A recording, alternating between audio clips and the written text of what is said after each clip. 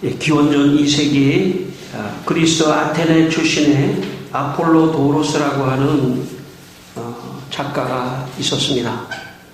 그가 그리스 신화라고 하는 책을 썼습니다. 이 책에 헤라클레스 이야기가 나옵니다. 힘이 센 헤라클레스는 도시를 점령하고 특별히 이올레라고 하는 여자를 잡아서 납치를 하게 됩니다. 헤라클레스는 제단을 세우고 제우스에게 제사를 드리기 위해 고운 옷을 부인에게 가져오라고 했습니다. 헤라클레스 부인은 헤라클레스가 전쟁에서 잡아온 이올레라고 하는 여자를 자기보다 더 사랑할까 두려워하여 헤라클레스에게 잘 보이려고 그 옷에 미약, 아름다운 약, 향수가 나는 약을 바르기로 생각을 했습니다. 그런데 휘드라라고 하는 괴물이 그 미약 대신에 독이 묻어 있는 그 약을 그곳에 두었습니다. 그래서 이 헤라클레스의 부인이 그 독약이 미약인 줄 알고 그것을 가져다가 헤라클레스 옷에 묻히게 되었습니다. 헤라클레스는 그것도 모르고 그 옷을 입고 제사를 드리게 되었습니다. 그만 그 독이 옷에서 묻어나와서 헤라클레스의 살에 붙었습니다. 그가 몸에 붙어있는 독을 없애기 위해서 상의를 벗었는데 그만 그의 살이 함께 떨어져 나가는 그런 일이 있었습니다. 헤라클레스는 너무 괴로워서 장작더미에 올라 불을 지르라고 부하들에게 명령을 했습니다. 헤라클레스가 이 장작더미에서 죽는 장면을 아폴로 도로스가 기록을 해놨는데 이렇게 기록을 했습니다. 장작더미가 타는 동안 한 조각 조각구름이 헤라클레스의 밑을 지나가며 천둥 소리가 울리는 가운데 그를 하늘로 들어 올렸다고 한다. 그 뒤로 그는 불사의 몸이 되었다. 이렇게 기록했습니다. 한마디로 말하면 헤라클레스가 장작더미에서 위에 올라와서 너무 괴로워서 죽었는데 죽자마자 그는 하늘로 들어올려 불사의 몸이 되었다. 오늘 우리의 표현으로 한다면 헤라클레스가 부활을 한 것이라고 그렇게 말할 수가 있습니다. 신화는 현실이 아니기 때문에 이렇게 헤라클레스가 죽은 다음에 하늘로 들려 올려서 부활했다 이렇게 말을 해도 문제가 되지 않습니다. 왜냐하면 신화는 꾸며낸 이야기를 말하는 것이기 때문에 얼마든지 이렇게 꾸며낼 수가 있기 때문입니다. 그러나 현실에서 부활은 꾸며낼 수가 없습니다. 그런데 정말 이 부활이 현실의 세계에서 일어났습니다. 바로 그것이 예수님의 부활입니다. 바울은 고린도전서 15장 4절로 8절에서 말씀하시기를 예수님은 장사 지낸 바 되었다가 성경대로 사흘 만에 다시 살아나사 베드로에게 보이시고 후에 12 제자에게와 그 후에 500여 형제에게 일시에 보이셨나니 그 중에 지금까지 대다수는 살아있고 어떤 사람은 잠들었으며 그 후에 야고보에게 보이셨으며 그 후에 모든 사도에게와 맨 나중에 만삭되지 못하여 난 자 같은 나 바울에게도 보이셨느니라 이렇게 기록하고 있습니다. 예수님의 부활은 꾸며낸 것이 아니라 많은 사람들이 직접 현장에서, 역사적 현장에서 목격한 사실입니다. 기독교의 진리 가운데 가장 중요한 진리가 있다면 그것은 부활의 진리입니다. 부활은 글로 교리를 쓴 것이 아니라 행동으로 보인 것이기 때문에 그것이 진짜인지 가짜인지는 곧바로 드러나게 되어 있습니다. 만약 예수님의 부활이 가짜였다면 아마도 기독교는 얼마 가지 않아 기독교는 세력을 잃고 없어졌을 것입니다. 많은 사람이 만약 이 부활을 목격한 사람이 나타나지 않았다면 처음에 이 부활한 것을 증거하는 것은 있을 수 있죠. 거짓말일 수도 있으니까. 근데 이 부활을 증거했는데 그것이 가짜였다면, 목격한 사람이 없었다면 아마 곧바로 가짜인 것이 증명되고 역사 속으로 사라졌을 것입니다. 부활의 교리는 상당히 어떤 의미에서 보면은 위험한 교리입니다. 왜냐하면 어떤 종교적 교주가 좋은 말, 사랑하라, 다른 사람을 돕고 섬겨라, 뭐 이런 말은 사실 큰 위험성이 없습니다. 부활이라고 하는 것은 상당히 위험성이 있는 교리입니다. 왜냐하면 그것이 진짜이면 괜찮지만 가짜이면 그 그룹을 통째로 무너질 수밖에 없는 그런 어떤 의미에서 상당히 위험한 교리라고 말할 수 있습니다. 그러니까 그것이 진짜인지 가짜인지가 상당히 중요한 문제라는 것이죠. 만약에 그것이 가짜였다면, 부활이 가짜였다면 기독교는 오늘 여기까지 올 수가 없었을 것입니다. 기독교의 부활이, 예수님의 부활이 진짜였기 때문에 오늘 여기까지 복음이 전해졌다고 말할 수가 있습니다. 예수님의 부활은 진짜입니다.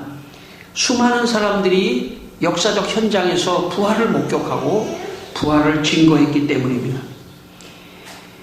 성도 여러분, 이 시간 여러분 모두 이 부활하신 주님을 마음에 믿고 부활을 믿게 되시는 이 부활 주일 아침이 되시기를 주님의 이름으로 축원합니다. 오늘 본문 5절과 6절을 다시 한번 읽겠습니다. 오늘 본문 말씀 5절과 6절의 말씀을 다시 한번 읽겠습니다. 5절입니다. 천사가 여자들에게 말하여 이르되 너희는 무서워하지 말라. 십자가에 못 박히신 예수를 너희가 찾는 줄을 내가 아노라. 그가 여기 계시지 않고 그가 말씀하시던 대로 살아나셨느니라. 와서 그가 누우셨던 곳을 보라. 아멘.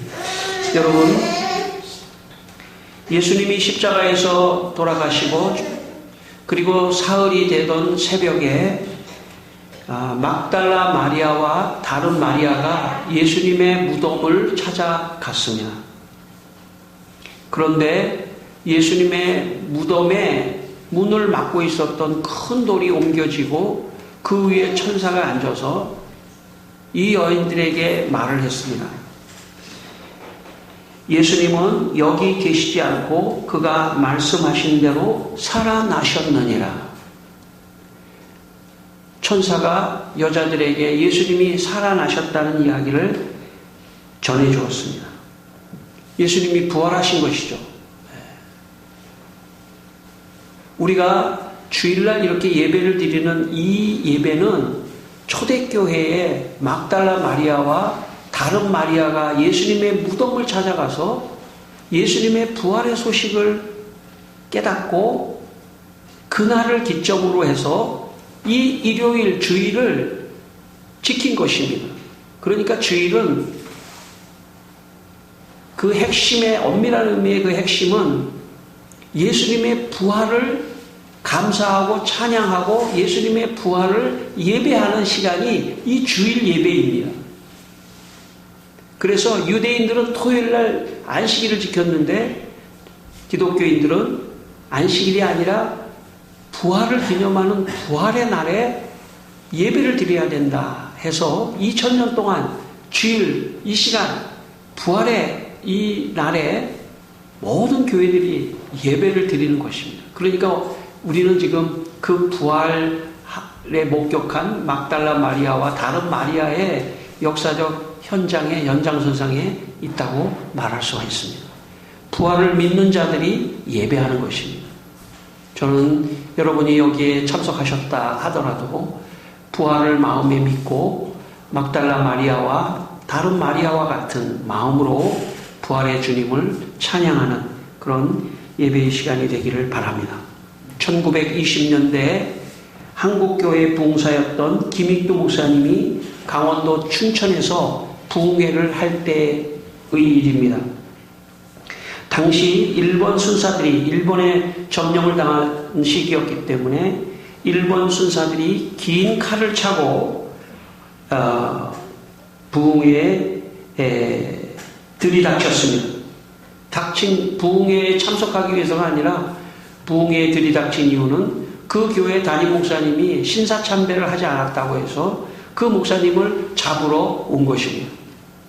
부흥회가 막 진행되고 있는데 긴 칼을 찬 2명의 순사들이 예배실에 들이닥쳤습니다. 그리고 다짜고짜 그 목사님을 잡아서 끌고 나갔습니다. 김익두 목사님이 부흥회를 인도하시다가 그 두 순사를 향해서 사탄아 물러가라 이렇게 선포하셨습니다. 이 두 순사가 그 목사님을 데리고 경찰서로 그 당시엔 지서라고 했는데 그 지서로 막 끌고 갔었는데 가다가 어떤 일이 일어났냐면 그 두 순사가 그냥 그 자리 땅에 펄썩 쓰러져서 죽게 됐습니다. 같이 갔던 사람이 막 달려와서 목사님, 김익두 목사님에게 큰일 났습니다. 그 두 순사가 담임 목사님을 잡아가다가 그만 길에 쓰러져서 이유도 없이 길에 쓰러져서 그냥 죽고 말았습니다. 그러면서 그 두 순사를 경찰서에 갔다가 뉘어놓고 흰 천으로 죽은 그 두 사람을 덮어놨는데 아무래도 안 될 것 같아서 김익두 목사님이 다시 찾아왔습니다. 그 경찰서에 있는 사람이 찾아와서 하는 말이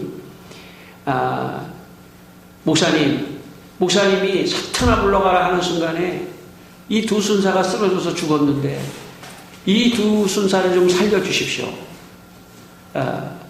이 두 순사를 살려주십시오. 그래서 이 두 순사를 위에서 이 김익두 목사님이 뭐라고 말했냐면 나사렛 예수님의 이름으로 구하노니 생명이 돌아오고 일어나라 그렇게 이야기했더니 정말 이 두 순사를 말이죠 흰 보로 죽어가지고 이렇게 다 원래 죽음을 이렇게 보를 덮어놓지 않습니까? 이렇게 덮어놨는데 갑자기 이 두 순사가 그 보를 이렇게 거치면서 두리번거리면서 이렇게 살아난 그런 일이 있었습니다. 이런 경우를 우리는 생명이 끊어졌다가 다시 돌아오는 기적 같은 일이 있을 수가 있습니다. 이런 경우를 우리는 소생이라고 말합니다. 소생. 두 순사는 이렇게 살아났지만 세월이 지나면 인간의 수명이 다해서 세월이 지나면 또 죽게 되어 있습니다. 이런 것은 부활이라고 하지 않고 소생이라고 말합니다. 부활과 소생은 다른 것입니다. 혹시 죽음에서 소생했다 하더라도 그는 여전히 육체를 갖고 있기 때문에 결국은 그 육체가 죽게 되어 있는 이 소생과는 달리 예수님이 죽음에서 살아나신 것은 부활하신 것입니다. 부활한다고 하는 것은 부활의 몸은 부활했다고 하는 것은 그 부활의 몸은 다시 썩지 않는, 다시 죽지 않는 영의 몸, 신령한 몸으로 변화되었다는 것을 의미합니다. 고린도전서 15장 44절에 육의 몸으로 심고 신령한 몸으로 다시 살아나나니 육의 몸이 있은즉 또한 영의 몸도 있느니라, 그렇게 말씀했습니다. 예수님이 부활하시면서 예수님의 몸은 다시는 죽지 않는 영의 몸으로 변화되신 것입니다. 이것이 부활입니다. 예수님은 육체가 다시 죽는 소생한 것이 아니라 다시는 죽음을 당하지 않는 부활을 하신 것입니다. 여러분, 그래서 예수님은 단순하게 죽음에서 단순하게 나신 소생이 아니라 부활이라고 하는 것을 꼭 깨닫게 되시기를 바랍니다. 그래서 이 부활하면 우리의 몸이 영의 몸으로 변화되기 때문에 다시는 죽지 않는 영생하는 몸으로 변화되었다는 것입니다. 왜 이것이 중요하냐면 예수님은 부활의 첫 열매이기 때문입니다. 예수님의 부활은 곧 우리의 부활의 그림자입니다. 예수님이 부활했다는 것은 우리도 부활한다는 것을 보여주는 증거이기 때문에 우리도 예수님과 같이 부활하는 날이 있다는 것입니다. 그때에는 우리의 몸이 다시 썩지 않고 다시 영의 몸으로 변화되는 그러한 날이 온다는 것입니다. 고대 라틴 교부 아우구스티누스는 그가 쓴 신국론이라는 책 22권에서 부활한 몸에 대해서 다음과 같이 설명을 했습니다. 우리는 예수님같이 육체로부터 새로운 영적인 몸으로 변하여 썩지 않음과 불사불묘를 입고서 부활할 것이다. 서로 어떤 중대한 사고를 당해서 혹은 원수들의 잔악함으로 인해 몸 전체가 거의 먼지로 바스러지거나 아무것도 남아있지 않을 만큼 철저히 대기나 물로 분산되어 버렸다고 합시다. 그렇다고 하더라도 창조주의 전능에서 벗어나는 일은 불가능하고 거기서 머리카락 하나도 잃지 않을 것이다. 그러므로 영적인 몸은 영에 복속할 것이지만 어디까지나 몸이지 영은 아니다. 그렇게 말했습니다. 그러니까 우리가 이 세상에 살면서 죽었을 때 우리의 이 육체에 이 육체에 있었던 모든 것들이 부활의 날에는 영의 몸으로 변화되는데 이 세상에 있었던 것을 하나도 잃지 않는다고 말합니다. 물론 성경에는 나와 있지 않지만 아우구스티누스는 그의 신국론에서 우리가 부활할 때 우리 모습은 아주 젊은 아주 제일 아름다웠던 그 시절로 부활할 것이다, 이렇게 추정을 하고 있습니다. 그것이 어떻든 간에 우리 안에서 아무것도, 심지어 아주 큰 사고를 통해서 무엇인가 먼지같이 다 없어졌다 하더라도 다 하나님께서 복원시켜 주시겠다고 말씀하셨습니다. 역사 속에서 이 프랑스와 영국이 100년 전쟁을 했는데 잔다르크라고 하는 아주 17세의 소녀가 프랑스의 군인이 돼서 마치 다윗과 같이 영국과 싸웁니다. 그런데 나중에 큰 승리를 이루지만 영국의 스파이들이 이 잔다르크를 잡아가지고 죽이는데 어떻게 죽이냐면 화형을 해서 죽이는데 보통 하면은 이 뼈가 남지 않습니까? 뼈 다 화형시켜도 뼈가루가 남잖아요. 근데 그 뼈가루가 남으면은 혹시 사람들이 그걸 가져가서 숭배할까봐 불을 몇 배나 세게 해가지고 그 뼈가루까지 싹 없어지도록 태웠답니다. 오늘 아우구스티누스가 그런 말을 하는 것입니다. 혹시 그런 상황이 오더라도 모든 것을 하나님이 복원시키는 그런 부활의 역사가 있을 것이다. 그러니까 부활이라고 하는 것은 정말 모든 사망을 이기고 썩지 않는 몸으로 다시 우리를 살려주시는 그런 변화되는 몸이 부활의 몸이고 영의 몸인 것입니다. 누가복음 24장 39절에서 부활하신 예수님이 제자들에게 나타나서 말씀하시기를 내 손과 발을 보고 나인 줄 알라. 또 나를 만져보라. 영은 살과 뼈가 없으되 너희 보는 바와 같이 나는 있느니라. 이렇게 말씀하셨습니다. 예수님의 부활의 몸은 영으로 변화돼서 보이지 않는 것이 아닙니다. 만약 예수님의 몸이 영으로 변화돼서 사람들에게 보이지 않았다면 예수님의 부활을 확인할 길이 없었을 것입니다. 예수님의 몸이 영의 몸으로 변화됐다는 것은 역시 몸입니다. 아우구스티누스가 말한 것처럼 영이 아니라 몸입니다. 몸이기 때문에 예수님께서 내 손과 발을 만져보고 나인 줄 알라.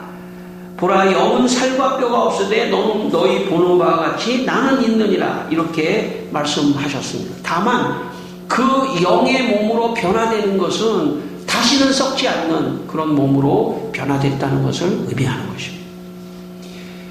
우리가 좀 어렵지만 설교가 때로는 이렇게 교리적인 설교도 좀 들을 수 있어야 됩니다.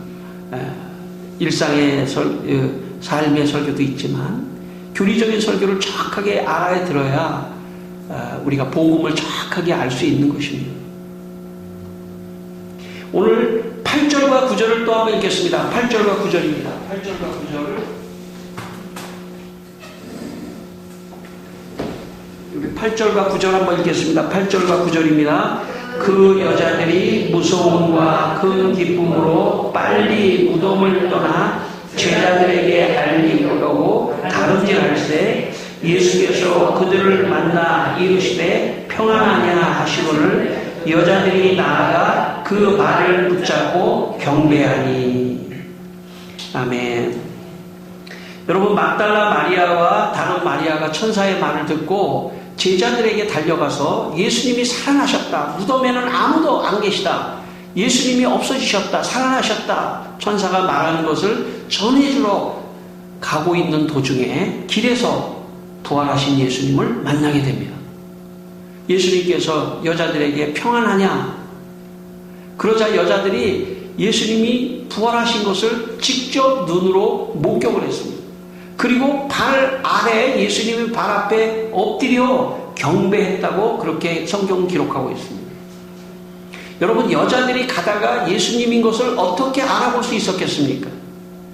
왜냐하면 예수님의 몸은 그 이전의 육체는 아니었지만 영의 몸으로 변화된 몸이기 때문에 그 예수님을 알아볼 수 있었던 것입니다. 알아볼 수 있었기 때문에 발에 무릎을 꿇고 경배하며 예수님과 대화를 할 수 있었던 것이죠. 만약에 여러분 예수님이 육의 형체가 없으셨다면 아마 알아보지 못했었겠죠. 이것이 왜 중요하냐면 예수님 시대에 철학적 사조가 있었는데 그것은 소크라테스와 플라톤이라고 하는 철학자가 주장한 영혼 불멸설이라는 게 있습니다. 우리가 죽으면 우리의 영혼은 불멸할 것이다. 우리의 영혼은 영원히 없어지지 않고 새롭게 부활하여 새롭게 살 것이다. 심지어는 저 별에 가서 한 2만 년 정도 살다가 다시 착하면 사람에게 들어오고 이런 윤회사상, 이 인도의 힌두교의 영향을 받은 윤회사상이 플라톤과 소크라테스하고 동일한 사상을 가지고 있습니다. 만약 예수님이 영의 몸으로 변화되지 않았다면 주위에 있는 사람들은 예수님 영혼 불멸했어. 예수님 소크라테스나 플라톤이 말하는 것처럼 영혼 불멸됐어. 이 말은 믿을 수 없다는 것입니다. 눈으로 가시적으로 보이지 않기 때문에 믿을 수 없다는 것이죠. 소크라테스와 플라톤의 이론은 믿을 수가 없습니다. 왜? 인간이 죽은 다음에 확인이 되지 않지 않습니까? 죽은 다음에 어디로 갔는지, 그 영혼이 정말 불멸하는 건지, 그 영혼이 불멸하지 않는 건지 보이지 않으면 확인할 길이 없는 것입니다. 보이지 않으면 확인할 길이 없기 때문에 예수님의 몸은, 예수님의 부활은 그렇게 보이지 않는 영의 몸으로 변화된 것이 아니라, 영으로 변화된 것이 아니라 영의 몸에 방전이 있는 것입니다. 몸이 있는 것입니다. 예수님의 몸이 있는 것입니다. 도마가 예수님이 부활을 믿을 수 없다고 그러니까 도마에게 나타나셔서 의심하는 도마에게 나를 만져보라.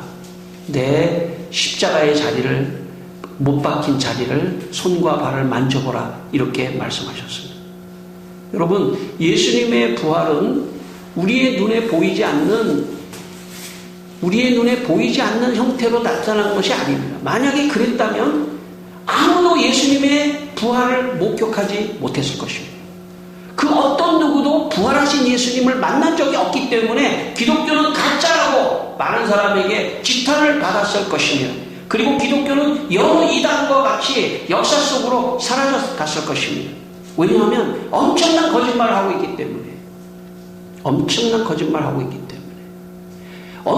거짓말로 철학을 하는 것은 용서할 수 있지만 엄청난 거짓말로 종교를 통하여 사람들을 미혹시킨다고 하는 그런 평가를 받으면서 역사 속으로 기독교는 사라져 갔을 것입니다. 그런데 예수님은 영의 몸으로 부활하셨기 때문에 마리아와 막달라 마리아와 다른 마리아가 눈으로 확인할 수 있었고 수많은 사람들이 눈으로 확인할 수 있었다는 것입니다. 성도 여러분, 주님의 부활은 직접 눈으로 확인될 수 있는 부활이라는 것을 여러분의 마음속에 믿게 되시기를 바랍니다. 종교개혁자 장 깔뱅은 기독교 강요 제2권에서 예수님의 십자가의 죽음과 부활의 의미를 다음과 같이 말했습니다. 예수님의 십자가의 죽음으로 말미암아 우리의 죄가 제거되었으며 예수님의 부활로 말미암아 그의 의가 다시 살아났으며 회복되었다. 예수님의 십자가 죽음으로 죄가 소멸되고 죽음이 사라졌으며 예수님의 부활을 통해서 의가 회복되었고 생명이 세워졌다. 이렇게 말했습니다. 깔뱅은 예수님의 십자가 죽음으로 사망에서 우리를 회복시켜 주셨고 부활로 말미암아 우리가 새 생명을 얻었다고 말씀합니다. 고린도전서 15장 21절 말씀에 이런 말씀이 있습니다. 사망이 한 사람으로 말미암았으니 죽은 자의 부활도 한 사람으로 말미암는도다. 아담 안에서 모든 사람이 죽은 것 같이 그리스도 안에서 모든 사람이 삶을 얻으리라. 그렇게 말을 했습니다. 여러분, 하나님께서 오늘도 깔뱅을 통해서 또한 고린도전서를 통해서 한 사람으로 말미암아 사망이 이 세상에 왔지만 한 사람 예수 그리스도로 말미암아 부활로 말미암아 생명이 우리에게 임했다고 말씀합니다. 성도 여러분, 우리의 인생에 가장 중요한 문제가 있다면 죽음의 문제입니다. 어쨌든 사실 먹는 것도 죽지 않기 위해서 먹는 겁니다. 죽지 않기 위해서 먹는 거죠. 어린아이도 죽지 않기 위해서 먹는 겁니다. 죽음이 인간의 가장 본질적인 문제입니다. 이 문제를 아무도 해결할 수 없습니다. 왜냐하면 죄에 빠진 인간의 가장 절망적인 문제는 죽음의 문제입니다. 이 죽음을 해결하실 수 있는 분은 오직 예수 그리스도의 부활밖에 없습니다. 예수 그리스도가 부활하셔서 사망 권세를 이기고 부활하셨기 때문에 이제 모든 사망은 다 끝나고 모두가 다 생명을 얻는 기회를 우리에게 허락해 주셨던 것입니다. 성도 여러분, 이 부활에 예수님의 부활을 믿으시는 여러분 되시기를 바랍니다. 마지막 10절입니다. 우리 마지막 10절 말씀을 같이 한번 읽겠습니다. 이에 예수께서 이르시되 무서워하지 말라. 가서 내 형제들에게 갈릴리로 가라 하라. 거기서 나를 보리라 하시니라. 아멘. 예수님께서 갈릴리에서 첫 번째 사역을 하셨죠. 근데 이제 부활하신 다음에 제자들에게 가서 갈릴리에서 만나자고 하라. 갈릴리에서 만나서 부활한 예수님을 직접 보여주고 싶으셨던 것입니다. 그리고 이제 너희들이 온 세상을 향해서 전해야 되는 가장 좋은 기쁜 소식은 예수님이 부활했다는 것이다. 여러분, 교회의 복음은 무엇이냐면 예수님이 부활했다는 것을 증거하는 것입니다. 예수님이 부활했다고 하는 것은 죽음의 권세를 이겼다는 뜻이고, 이제 우리는 이 세상에서 행복하게 살다가 죽은 다음에 영의 몸으로 예수님과 같이 부활하여 천국에서 영원히 사는 그런 특권을 누린 사람들이 우리입니다. 그래서 부활이야말로 기독교의 진리의 교리의 핵심 중에 핵심인 것입니다. 신앙인이 된다고 하는 것은 이 부활을 믿는 것입니다. 신앙인이 된다는 것은 내가 이 부활을 붙잡고 끝까지 신앙을 지키는 것입니다. 그래서 수많은 그리스도인들은 수많은 핍박 앞에서도 죽음을 선택했습니다. 왜냐하면 나는 지금 이 시간 죽음과 동시에 영의 몸으로 변화되는 부활의 아침을 맞을 것이다. 여러분, 우리는 다 이 세상에 살다가 죽게 되어 있습니다. 여러분, 이 세상에서 마지막 이 세상을 떠날 때 저는 기분이 참 스릴 만점일 것 같아요. 이야, 내가 눈을 감는 순간 부활의 역사가 일어날 것이다. 내가 눈을 감고 딱 숨이 끊어지는 그 순간 부활의 역사가, 부활의 어떤 장이 펼쳐진다고 생각해 보십시오. 여러분, 기대가 되지 않습니까? 이 세상에서도 우리는 행복하게 살아야 됩니다. 하나님이 주신 이 세상에서도 누리며 행복하게 살아야 하지만 동시에 우리가 죽은 다음에 부활을 맞이하는 그 주님 앞에 설 것을 생각하면서 여러분의 인생을 부활의 관점에서 여러분의 일상을 살게 되시는 여러분 되시기를 주의 이름으로 축원합니다.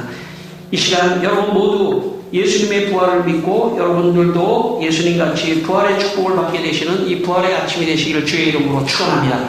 기도하겠습니다. 우리 한번 다 같이 기도하겠습니다. 하나님 아버지, 이 시간에 예수님의 부활을 믿습니다. 예수님의 부활을 믿습니다.